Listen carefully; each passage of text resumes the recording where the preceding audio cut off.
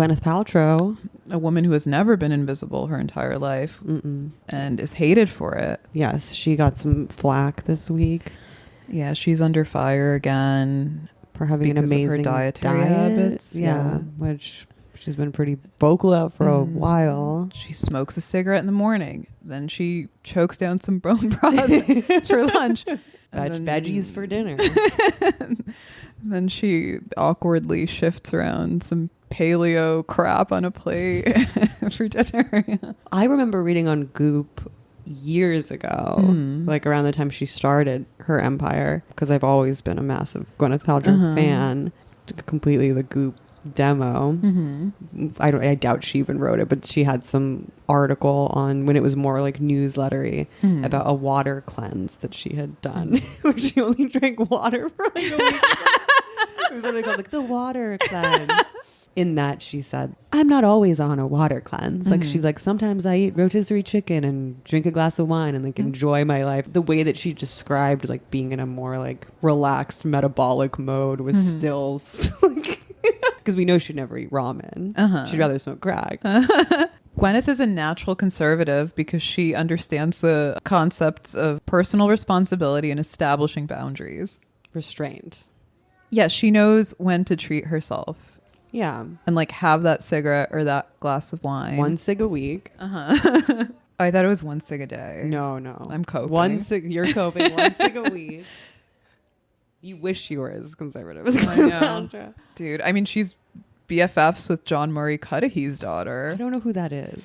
He's that sociologist who wrote The Ordeal of Civility about how minority groups, when they come to the United States, enter into like a tacit compact with the nation where they agree to assimilate in exchange for getting some like symbolic or ceremonial holiday. It's mainly about Jews. Oh. Well, they've always been very civil. I think one of his arguments is that part of the way that they differentiated themselves and held on to their culture was by being kind of like performatively vulgar. You mean and like intrusive, i.e. Jewish comedy. It's interesting. Ditto Irish and blacks. Yeah, I mean, it goes for like literally any minority group. His daughter's friends with Gwyneth Paltrow. Yeah. Cool. Yeah, I bet she's more of a Republican than even she knows. Yeah. So yeah, people were pissed that she has a mostly liquid diet. No news here. Been following her for years. Then she made a video explaining that the clip that had circulated was from like her doctor's podcast. And that she eats the way that she does because she has long COVID. Whatever you need to rationalize your low-grade ED, sister. She's trying to reduce inflammation.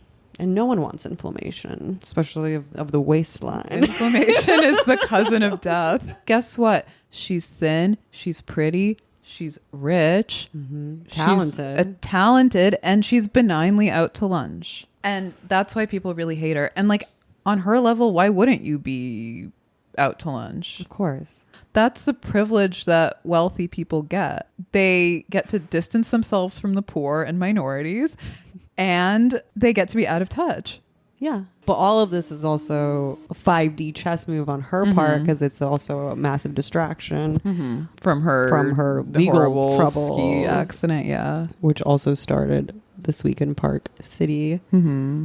She's being sued for a skiing hit and run by a man who she crashed into on the slopes in Utah, apparently.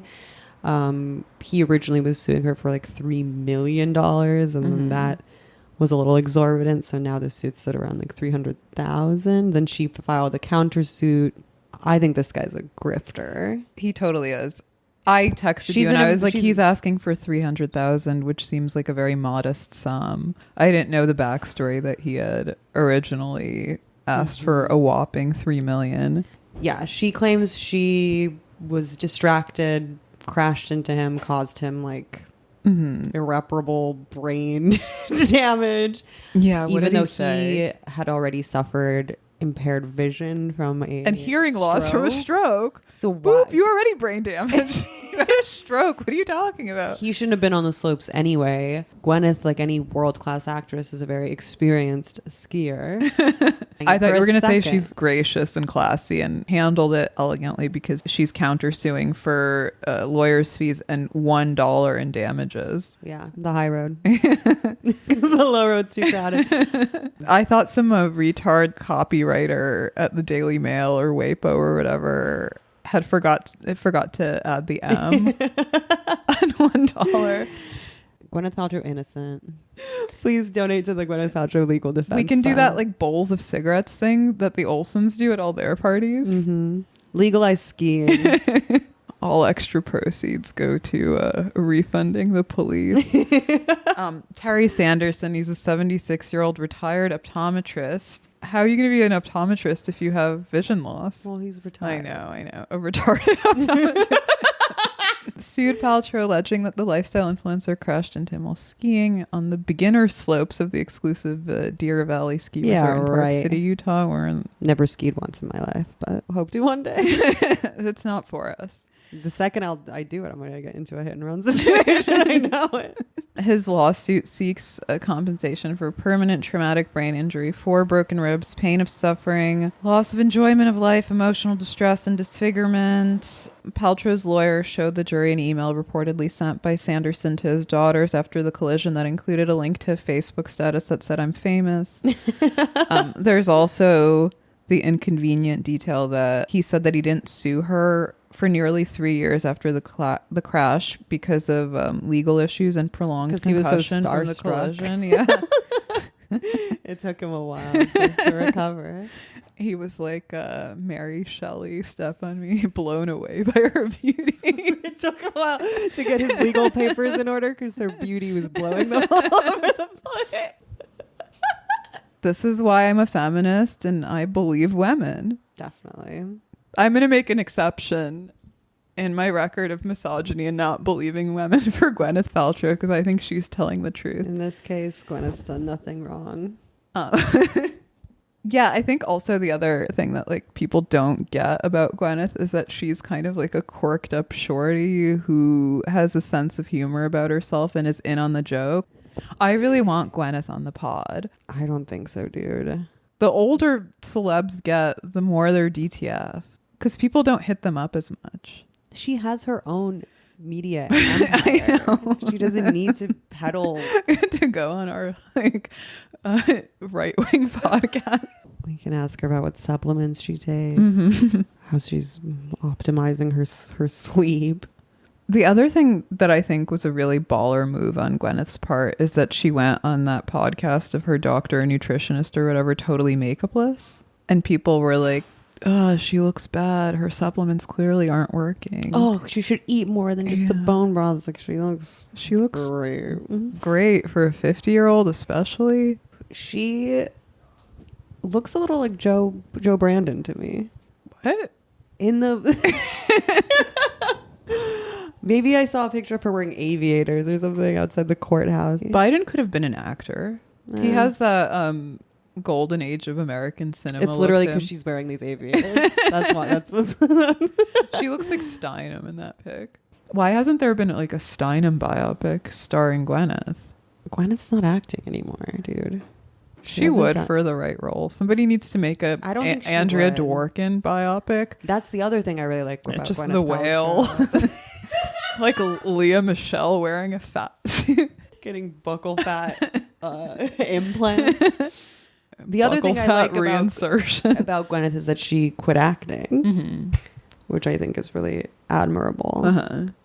To know when you've kind of peaked and not like whore yourself out. There's something seedy and unseemly about being a lifestyle entrepreneur. It's a grift. Much like being a podcaster. Yeah. And she really makes it look fabulous and doesn't seem too pressed about it because her reputation is literally being cool New York party girl / it girl turned like socialite. So you would think that she wouldn't want to like muck her reputation up with hawking peddling like Alex vitamins. Jones style supplements on the internet. Wasn't there a story semi-recently about how they were selling the same supplements? Yeah, like from the same like packaged Chinese differently? factory. It was from the same like Wuhan lab that produced COVID. Respect. And actually, yeah, she and Jessica Alba are like the two actresses turned influencers / entrepreneurs that like make it look kind of good. Yeah. It's a testament to her dignity and grace. And having that job description basically associates you with like alt-light. It's the hippie reactionary Nazi horseshoe. theory, Yeah. Health and vitality Venn diagram. Wanting to exercise some will.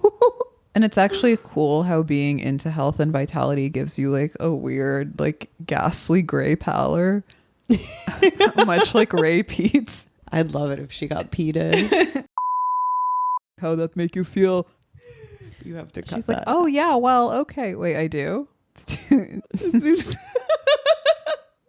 seems indiscreet. Yeah, okay. And you know how much we value discretion here. And just bleep it out. I'm going to cut it out but leave the part where you tell me to cut it out. Right out of the Gwyneth Paltrow playbook of discretion and grace. That's another thing I like about Gwyneth. She has a fundamentally corny and nerdy voice, which is really endearing, like with a slight lisp. She really is just like me. Delusional. I was going to say thin, but... We'll see you in hell.